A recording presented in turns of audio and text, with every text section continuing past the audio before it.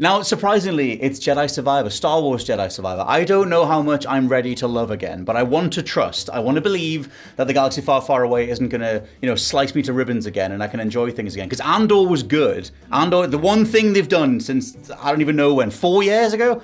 When I last cared about this stuff.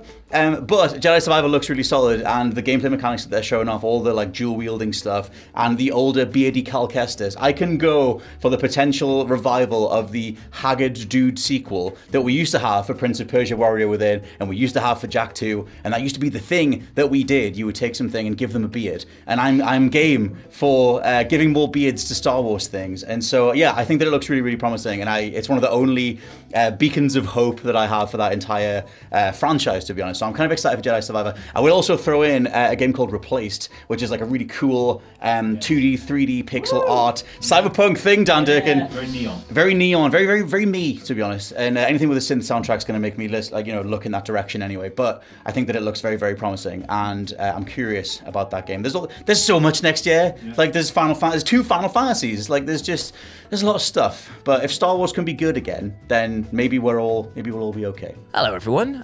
Me and the Beaver here are going to be talking about our most anticipated game of 2023. Now, this is the thing. There's a lot of games coming out over the horizon that I'm very, very excited for. But one of them I've actually played already, and that's somehow making the wait between now and its eventual release even worse. And I'm speaking, of course, of Street Fighter 6.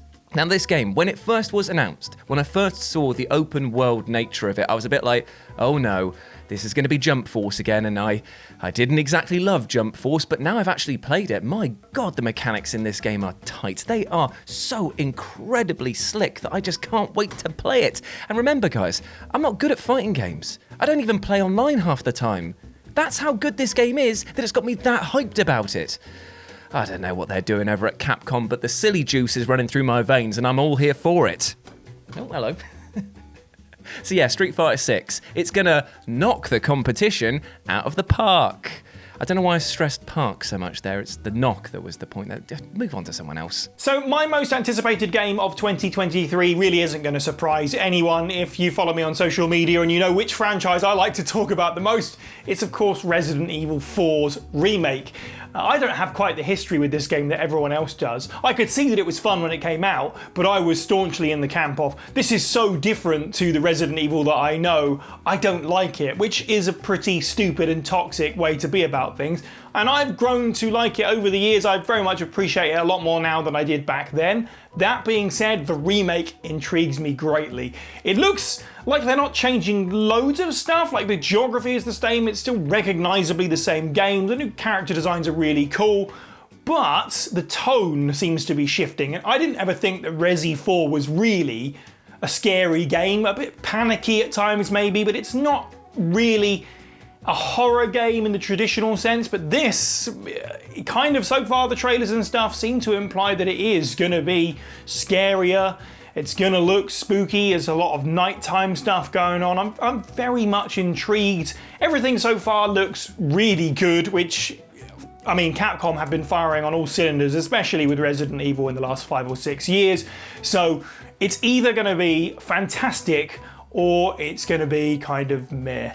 It's Resident Evil 4, it's a classic, they are taking a risk.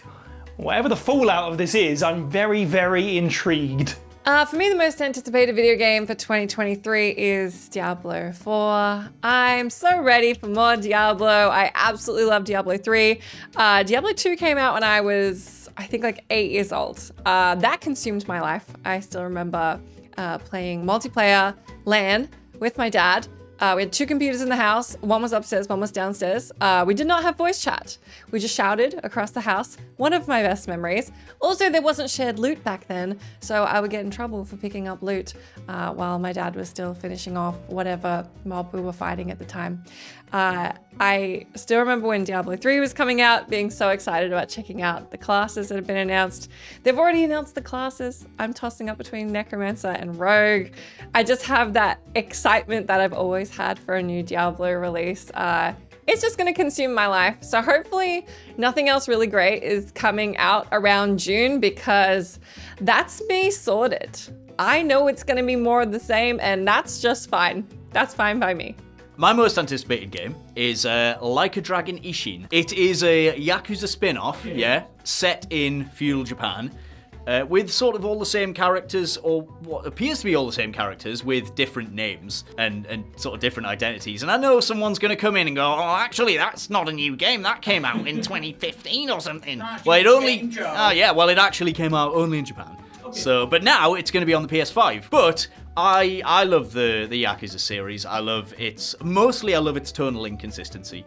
There's this incredible balance between like really like earnest storytelling and then like just total silliness. I'm really looking forward to seeing how they can kind of transfer that to a feudal Japanese setting. Because, you know, I played Pocket Circuit, the game with the little car, more than I actually played Yakuza. And I just think that's really exciting. And I got, you know, my most anticipated of last year was Trek to Yomi, another game set in feudal Japan. Yeah. Do you know how long it took me to play it? Go on. I got round to it last night. And you know what? It was rubbish. Combat is so bad that all the incredible aesthetics and atmosphere just couldn't make up for it. So I've been burned by a nice feudal Japan set game this year. So next year is going to be the year of getting to play as Kazuma Kiryu and hopefully Goro Majima slicing through a load of bandits. And I will play it for probably like 2 hours before what's your most anticipated game for 2024. Yeah. So look forward to that. If I even get a PS5. So the game I'm most looking forward to, I want you to take your mind back to October 20th. A little game called Resident Evil had a showcase, Resident Evil 4 to be precise. The original is my favourite game of all time. It's the best game of all time, like, it just is, in my opinion. So yeah, after the showcase, they did the whole thing, we're going to be releasing all the pre-order bonuses, the special edition's coming out. So there's me, Tuesday night, just scrolling through like game.co.uk and Reddit and Twitter thinking, it said available now, but like, where is it? It wasn't there. So I went to sleep, woke up 3 a.m. I think, checked, wasn't there. Woke up 7 a.m. after I'd went to sleep again, it was there. Guess how much I paid for it? £250. I need this like hunk of like 7-inch plastic in my life to feel better about myself. Like Leon Kennedy is.